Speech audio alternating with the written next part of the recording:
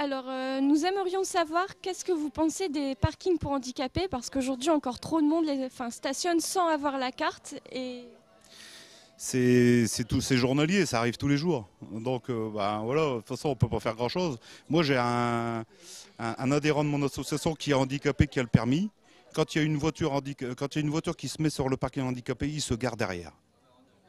Et est-ce que vous penseriez faire une manifestation contre ces personnes ou essayer de faire bouger les choses? Une manifestation, je ne sais pas si mon association elle est apte à faire ça. Ça serait plutôt une association plus grosse comme la FNAT ou ces choses-là. Nous, on est plutôt une association de loisirs. Mais bon, on se bat quand même pour ces choses-là. Mais voilà quoi. Alors, est-ce que d'autres choses concernant les handicapés qui ne sont pas respectées vous met en colère? Déjà, c'est le regard surtout. Déjà, il y a beaucoup le regard parce que il y a beaucoup de moqueries. Nous, on les laisse libres. Aujourd'hui, ils sont libres. On a un handicapé qui a un vélo spécial pour handicapés.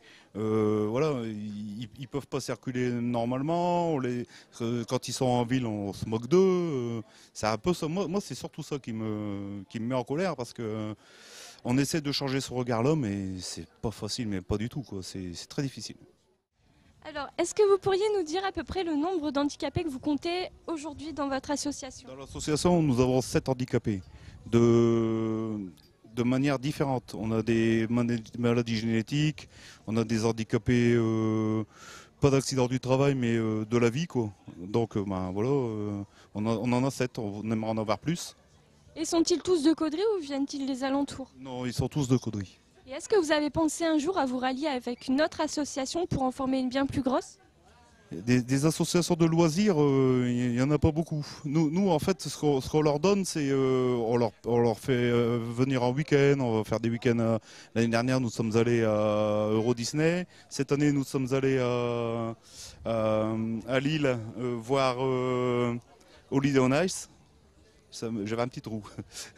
Et voilà, on fait plein de journées comme ça. Au mois d'avril, je pense qu'on va faire une journée pêche. Avec plusieurs personnes, des handicapés, des non-handicapés, pour pouvoir que tout le monde soit ensemble. Et surtout changer le regard, surtout.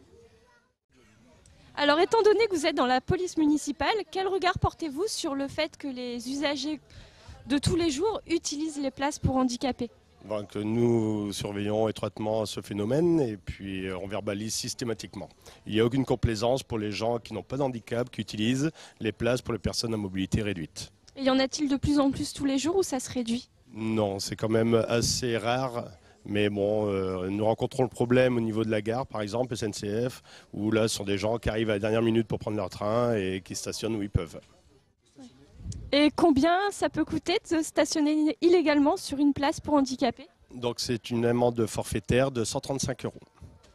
Et si récidive? C'est toujours 135 € malheureusement. Ça reste une amende forfaitaire. Bonjour Monsieur Marin. Bonjour. Est-ce que vous pouvez nous définir le rôle d'un cher visiteur, justement, nous comme on a une association d'handicapés, voir si ça pourrait éventuellement servir pour les handicapés? Tout à fait, ça tombe très bien. Le chien visiteur, c'est un chien qui a été évalué au niveau comportemental pour manifester que du plaisir pour les personnes. Les personnes retraitées, les personnes, je veux dire, ont besoin de contact, c'est pour rompre la solitude.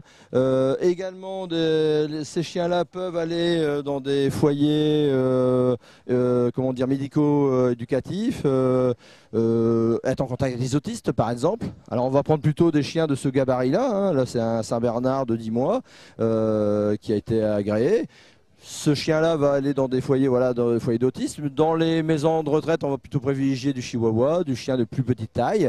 Justement, il faut savoir que n'importe qui peut être chien visiteur. Tout chien peut être chien visiteur du moment qu'il remplit les conditions. Les conditions de sociabilité tout simplement. Il doit rester calme, joyeux, etc. Et à ce sujet-là, on a une formation qui va avoir lieu les 10 et 11 novembre prochains, ici au centre aéré. Donc si les personnes de Caudry, les environs ont un chien qui souhaiterait devenir chien visiteur, s'ils ont un peu de temps à donner, aller en maison de retraite, etc. 1 heure par mois, c'est pas la fin du monde, hein, et ça permet que le chien peut remplir son travail, et ce n'est que du bonheur, je vous le garantis.